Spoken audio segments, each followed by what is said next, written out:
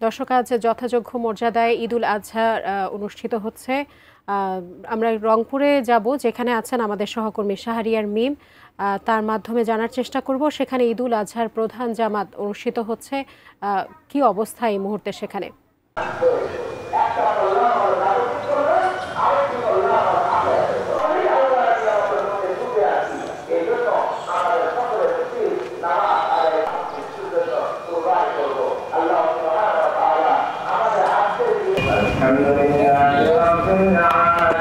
Fit দেওয়া আছে ভাই, ফিট দেওয়া আছে।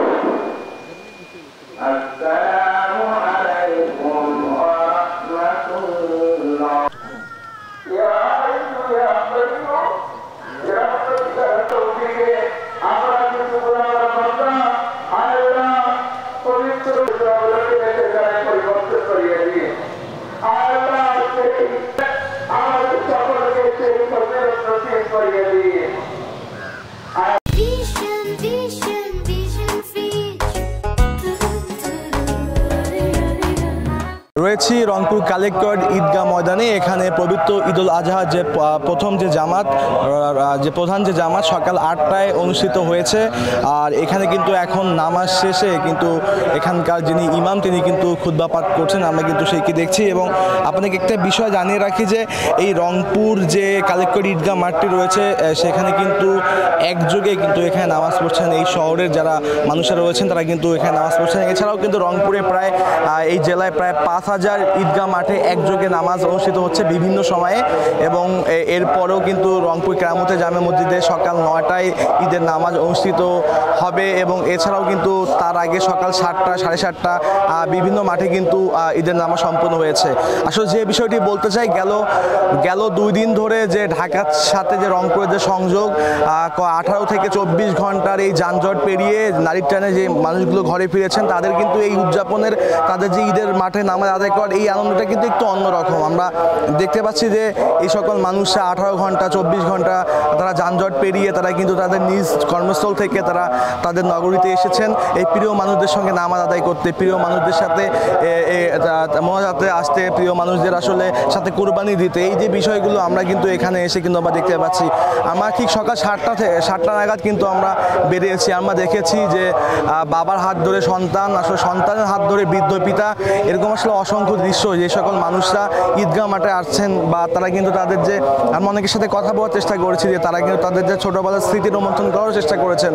এবং আরেকটি বিষয় আপনাদেরকে জানিয়ে রাখি যে এই যে ঈদগাহ মাঠে এখানে কিন্তু নিরাপত্তার বিষয়টিও কিন্তু মাথায় রাখা হয়েছে। আমরা সেনাবাহিনীকে দেখতে পেরেছি, সেই সঙ্গে রংপুর মেট্রোপলিটন পুলিশ, জেলা পুলিশ, এবং আমরা এটাও দেখতে পেরেছি যে এই ঈদগাহ ময়দানে ঢোকার সময় এখানে কিন্তু যে চেকপোস্ট, অর্থাৎ এখানে যে চেকের যে বিষয়টি, পুলিশের যে আসলে তল্লাশির যে বিষয়টি, সেটাও কিন্তু আমরা চোখে পড়েছে। এই মাঠে উল্লেখযোগ্য ব্যক্তিদের মধ্যে নামাজ পড়ছেন রংপুর সিটি কর্পোরেশনের সাবেক মেয়র, অপসারণকৃত মেয়র মোস্তাফিজুর রহমান মোস্তফা, এবং সেই সঙ্গে রংপুর বিভাগীয় কমিশনার, রংপুর জেলা প্রশাসন, এবং এছাড়াও কিন্তু পুলিশ প্রশাসনেরও অনেকে এখানে কিন্তু নামাজ আদায় করছেন। এবং সর্বোপরি এখানকার যারা রংপুরের যারা মুসলিম রয়েছেন তারা কিন্তু এখানে নামাজ আদায় করছেন। একটি তথ্য আপনাদেরকে দিতে চাই যে এরপর আসলে কোরবানির যে আনুষ্ঠানিকতা সেটি কিন্তু আর কিছুক্ষণ পরে শুরু হবে। সিটি কর্পোরেশনের পক্ষ থেকে যে কোরবানির আনুষ্ঠানিকতায় যে এই যে বর্জ্য নিরসন, এটার বিষয়ে কিন্তু পদক্ষেপ নেওয়া হয়েছে। রংপুর সিটি কর্পোরেশনের বিভিন্ন এলাকায় সেখানে কিন্তু পয়েন্ট করা হয়েছে, যেখানে কিন্তু যে আপনারা যারা আসলে কোরবানি দিবেন তারা কিন্তু তাদের যে কোরবানির পশুর চামড়া সেখানে কিন্তু দিতে পারবে, এবং যে বজ্রগুলো রয়েছে সেটি কিন্তু দিতে পারবে। সব কিছু মিলে রংপুরে ঈদুল আজহার যে আনুষ্ঠানিকতা নামাজ সেটি কিন্তু ইতিমধ্যে শেষ। পরবর্তীতে আমরা আবারও আপনার সাথে অন্য কোনো খবর নিয়ে যুক্ত হব।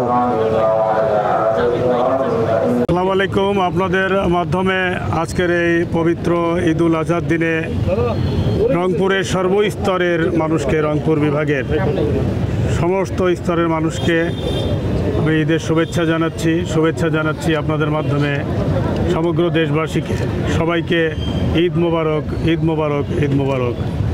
আজকের এই দিন হচ্ছে আমাদের ত্যাগের দিন। আজকে আমরা এইমাত্র নামাজ আদায় করলাম। মহান আল্লাহ তাআলার দরবারে অশেষ শুকরিয়া। সুন্দর একটি আবহাওয়া ছিল আজকে। এই সুন্দর আবহাওয়ায় আমরা অত্যন্ত মনোরম পরিবেশে সবাই মন খুলে আল্লাহর কাছে দোয়া করেছি এই জাতির মুক্তির জন্য, এই জাতির উন্নতির জন্য, এদেশের মানুষ যেন ন্যায্যতা, ন্যায় বিচার এবং ন্যায়ভিত্তিক একটি সমাজে বাস করতে পারে তার জন্য, এবং সমগ্র ষড়যন্ত্র, অভ্যন্তরীণ এবং আন্তর্জাতিক ষড়যন্ত্র থেকে যেন দেশকে রক্ষা করে, এর জন্য আমরা আল্লাহর দরবারে দোয়া চেয়েছি। এবং আমরা এইটিও অঙ্গীকার করেছি যে আমরা একটি ন্যায্যতা ভিত্তিক, ন্যায় ভিত্তিক, সাম্যতার ভিত্তিতে বৈষম্য বিরোধী একটি সমাজ গড়ে তুলব, যেখানে থাকবে জবাবদিহিতা, যেখানে থাকবে না কোনো নিপীড়ন, নির্যাতন, শোষণ, বঞ্চনার কথা, এবং সবাইকে নিয়ে একসাথে এই সুন্দর দেশটা গড়ে তুলব। এটি আজকের দিনে আমরা অঙ্গীকার করি। বর্জ্য পরিশোধন বা পরিষ্কার করার জন্য আমরা আমাদের শুভেচ্ছা বক্তৃতার মধ্যেই আমরা তুলে ধরেছি। আপনারা দেখেছেন, আমাদের জেলা প্রশাসকও বলেছে, আমিও বলেছি। ইতিমধ্যেই সিটি কর্পোরেশন থেকে 3টি অঞ্চলে পর্যাপ্ত বরাদ্দ দেওয়া হয়েছে, অগ্রিম বরাদ্দ দেওয়া হয়েছে, এবং যে পরিমাণ খরচ হবে সেটি আমরা বর্জ্য অপসারণ শেষে আমরা সেটি পরিশোধ করব, এবং এটি আশা করি আমরা আজকে সন্ধ্যার মধ্যে এটি ক্লিয়ার হয়ে যাবে। ধন্যবাদ আপনাদের।